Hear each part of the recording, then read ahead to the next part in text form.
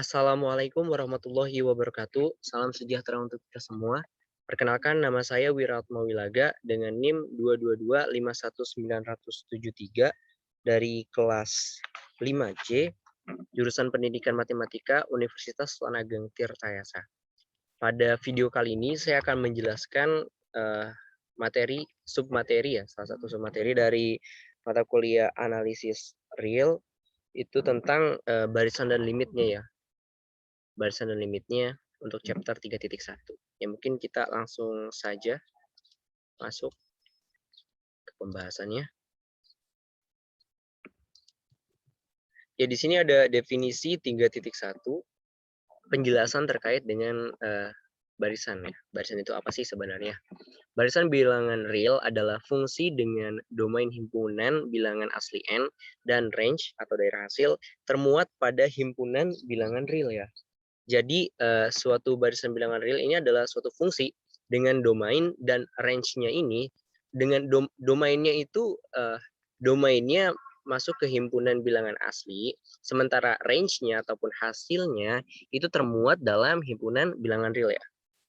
Jadi ini untuk mempermudah pemahaman suatu barisan bilangan real itu sebenarnya apa ya. Domain himpunannya itu adalah bilangan asli dan range-nya ataupun daerah hasil itu merupakan bilangan real. Dengan kata lain, barisan memasangkan setiap bilangan asli secara tunggal dengan bilangan real ya. Untuk penjelasan umum terkait barisan mudah dipahami ya, barisan itu seperti apa. Jadi domainnya itu adalah bilangan asli dan range-nya ataupun hasilnya adalah bilangan real. Kemudian notasinya. Notasi yang digunakan untuk menulis nilai barisan pada n jika misalnya sebuah barisan X itu memetakan dari n ke R ya. Nah, yang tadi sudah saya jelaskan. Jadi dipetakan dari n ke R ya, adalah barisan Xn. Nah, jadi ini adalah notasinya, notasi barisan Xn. Bilangan Xn disebut dengan suku ke N. Nah, ini adalah N ini sampai suku ke N-nya. Jadi, untuk notasi yang digunakan dalam menulis pada N, jika X memetakan dari N ke R adalah barisan adalah Xn, di mana Xn adalah suku ke N. Kemudian, notasi barisan itu dapat ditulis dengan X, ini barisan X, ataupun Xn, atau juga dapat ditulis dengan dalam kurung Xn, Xn di mana N ini adalah bilangan asli.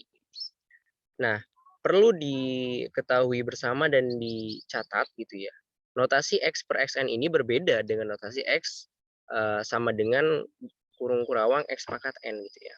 Nah, yang kita pakai di barisan adalah yang ini. X sama dengan buka kurung Xn.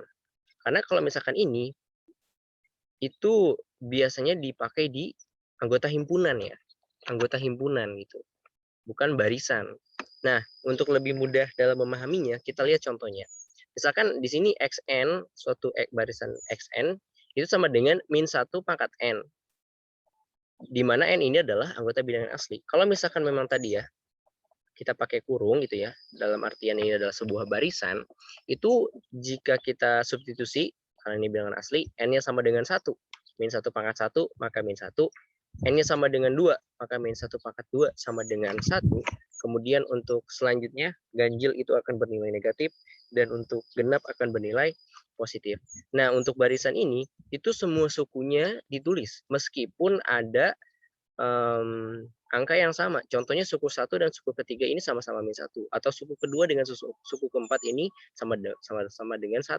Tapi tetap ditulis. Gitu.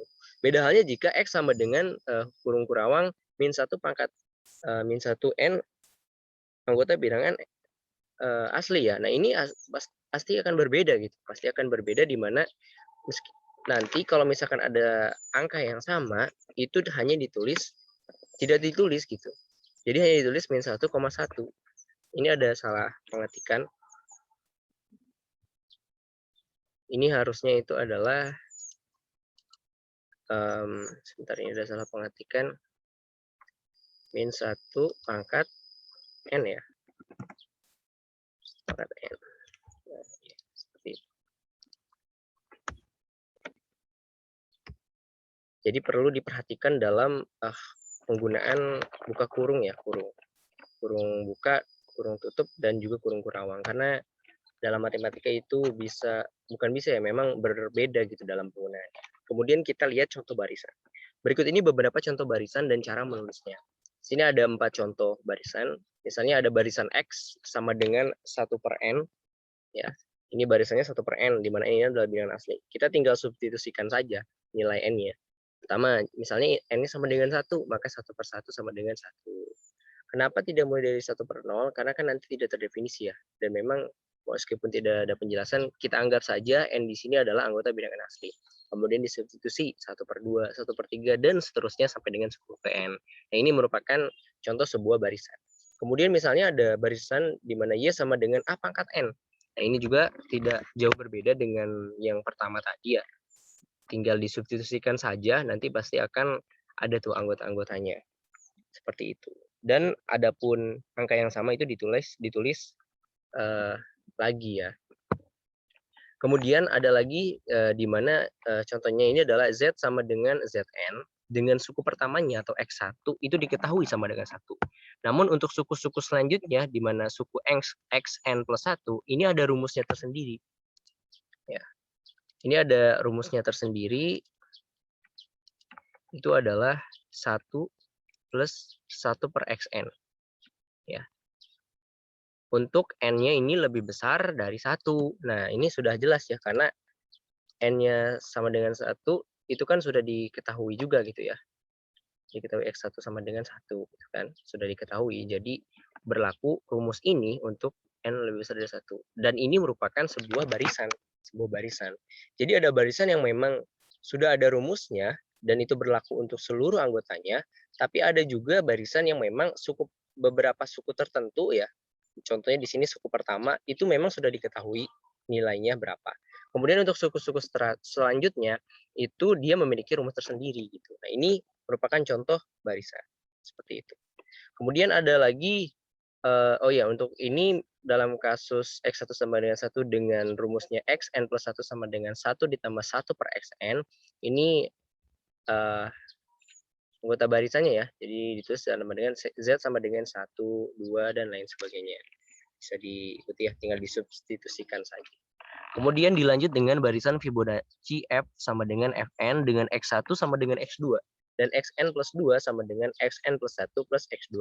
Mungkin teman-teman juga ada yang sudah mengetahui ataupun mendengar terkait barisan Fibonacci ya. Nah, ini juga ada sebuah barisan Fibonacci dengan penjelasan yang sudah tampil ini ya.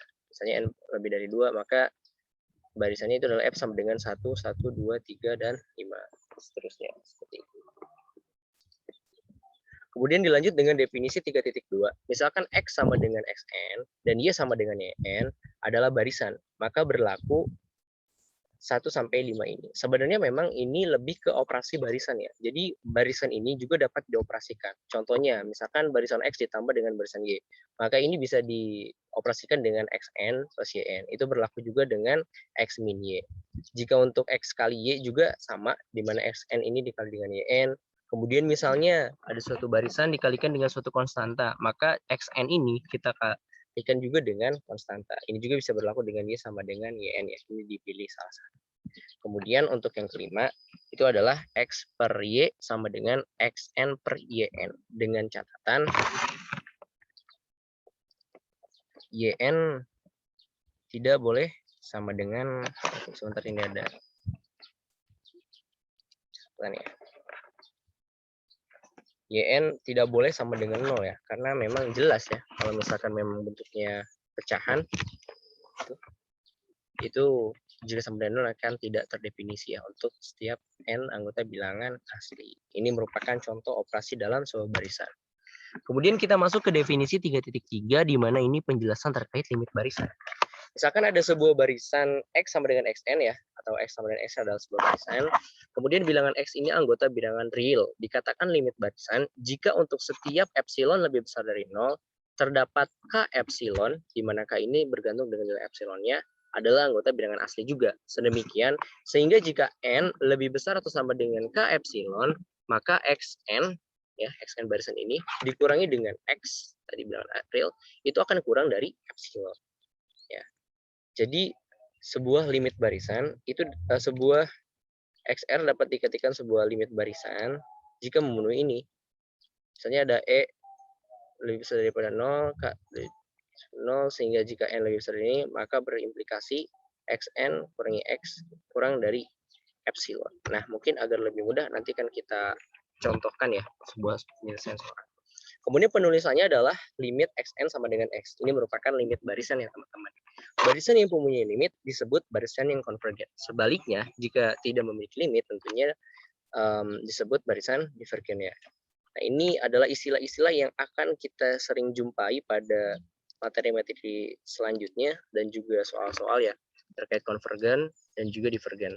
Dan berhubungannya dengan sebuah barisan itu adalah jika dia memiliki limit yang ini, maka dia disebut konvergen. Jika tidak, maka divergen.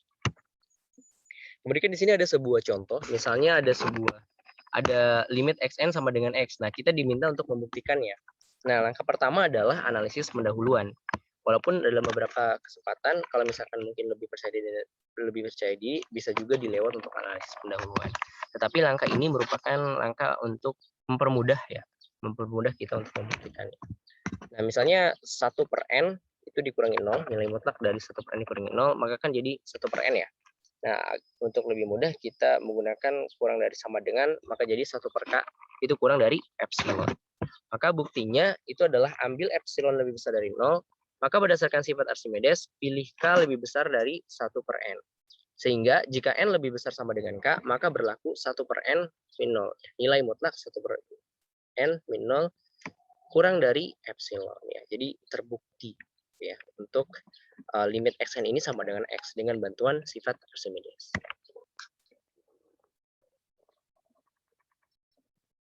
Kemudian kita diminta untuk mencari limit 2n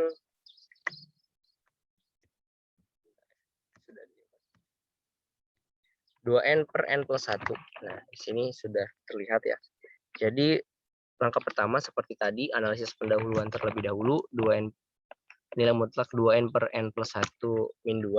Kemudian ini akan mendapatkan hasilnya seperti ini dengan cara menyamakan penyebutnya, 2n dikurangi 2n dikurangi 2, hasilnya min 2 dinilai min 2 per n plus 1 dinilai mutlakkan jadi 2 per n plus 1.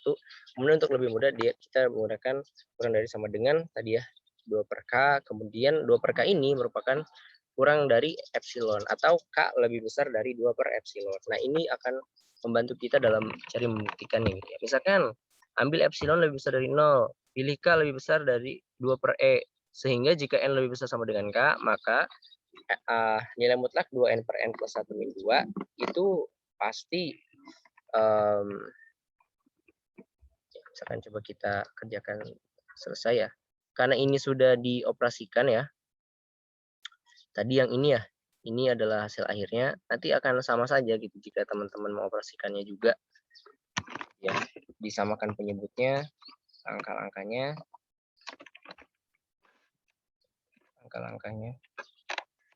akan menjadi 2 per n plus 1. Kemudian 2 per n plus 1 ini jadi kurang sama dengan 2 per k. Dan 2 per k ini adalah kurang dari epsilon ya. Ini merupakan diketahui juga dalam sini ya, kita memilih 2 per epsilon ini. Dan kalau misalkan ini akan sesuai juga, maka ini terbukti ya bahwa limit 2n per n plus 1 ini sama dengan 2. Seperti itu. Jadi limit 2n per n plus 1 itu sama dengan 2. Ya, mungkin itu saja yang dapat saya sampaikan ya.